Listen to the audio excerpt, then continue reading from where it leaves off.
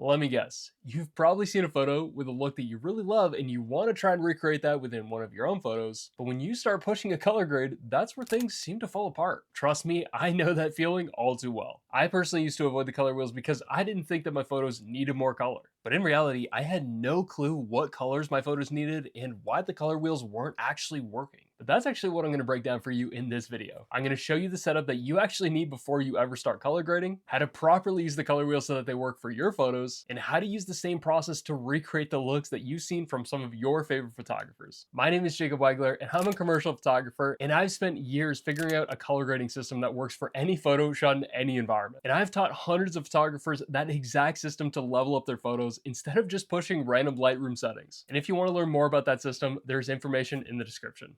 All right, let's get into the video. All right, so we're gonna look at this photo here from a recent shoot that I did at a monster event.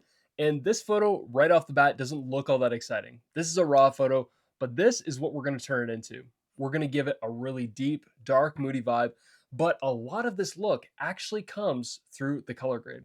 So if I turn the color grade off, you can see like we're adding a really nice pop of color into this photo, but there is something that's happening before we ever start color grading. So if I were to go into this, I'm just going to adjust the basics here. So I'm just going to do something super quick. So we're going to hit auto here, just kind of get the lighting in a decent direction because the lighting really isn't the biggest problem.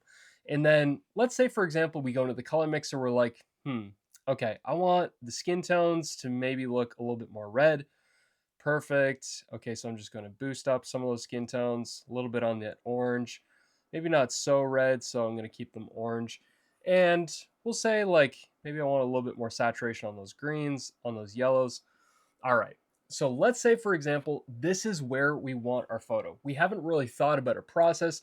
We've just basically been shifting sliders, moving things up, adding a little bit more saturation. But when we get to the point of adding color in the color grade, you're going to see how quickly this falls apart. So first, I like to start off with my highlights, then I'll go to the midtones. And so this is kind of where people will start. They'll say, okay, I've heard you say start with the highlights, then go to midtones, then go shadows. So let's go through that process.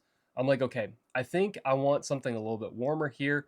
So I'm just going to start pushing up some color. And it's like, yeah, I already don't like that very much. And you're like, okay, well, I don't want red. And you're like, okay, if I swing the other way, it's going to look too green. And so I'm just going to do this point where it's like what I like to call balancing my colors. But even still, when I go between like this red and this green, there's a very, very small, minute place where maybe this could work if I start bringing this down, but then it starts to look too red up in here. And so we are already encountering a problem.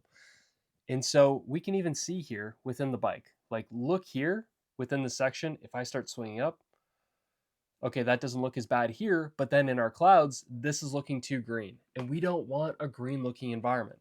So we're already frustrated, we're already struggling. And you might be saying, yeah, of course, because you have your saturation at 100. But the thing is when this actually properly works, which I'm going to show you in a second, you can push your saturation all the way up to 100 regardless.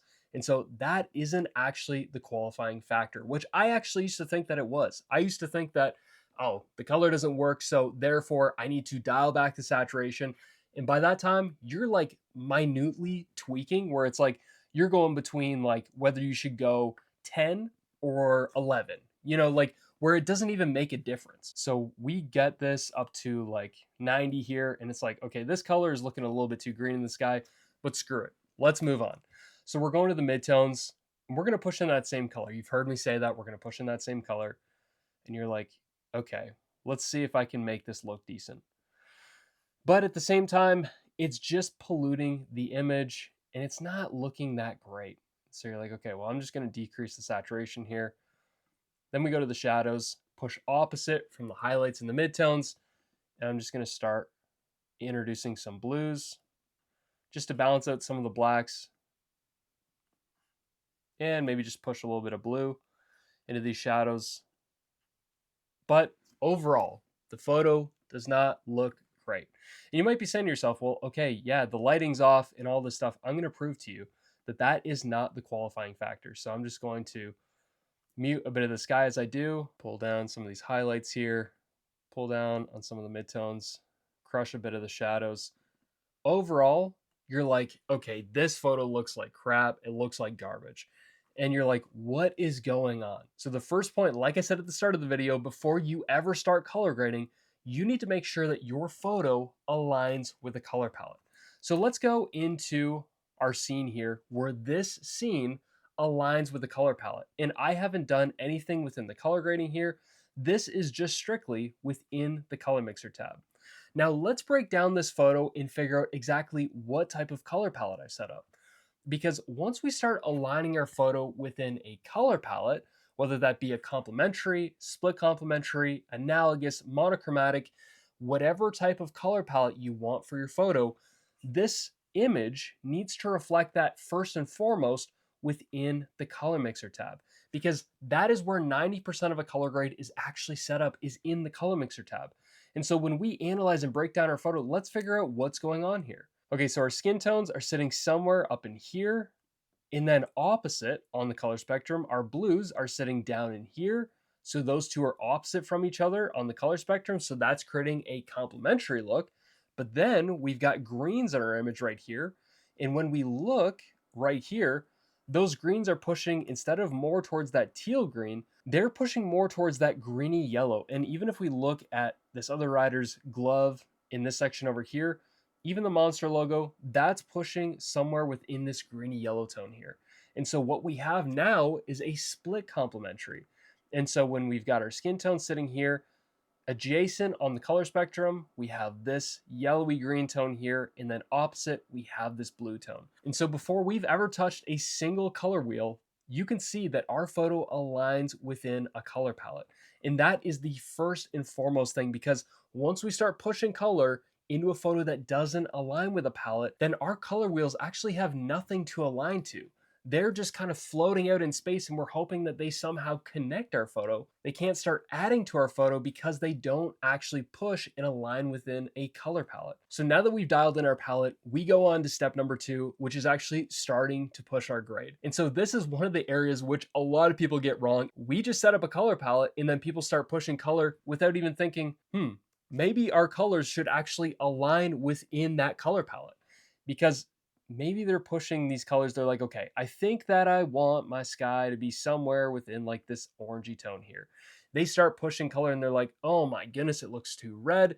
And instantly the mind goes to thinking, instead of, okay, how can I fix that? What actually aligns with the color palette? Most people are thinking, okay, I just can't push a color grade because that doesn't really align. And then they swing up and they're thinking, oh, okay, well, that looks too green. Instead of actually going through the process of thinking, what color is going to work and align with what I've already set up.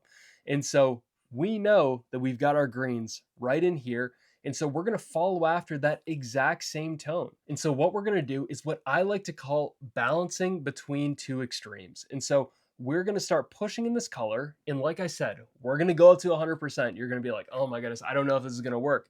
Trust me, it's going to work. So this looks too red already, right? So what I'm going to do is bounce to the other side where it looks too green. So I'm just going to start swinging this color. That looks too green. Now I'm going to go back to where it starts looking too red. That's too red, too green.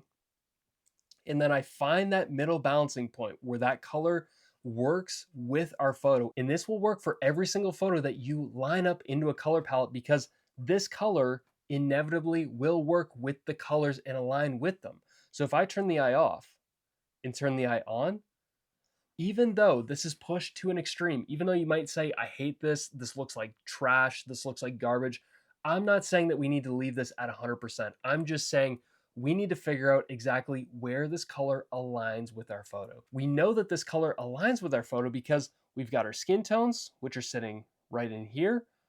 We've got this color, which is sitting right up in here. And then we've got our blues still sitting over here. So that is working with our split complementary.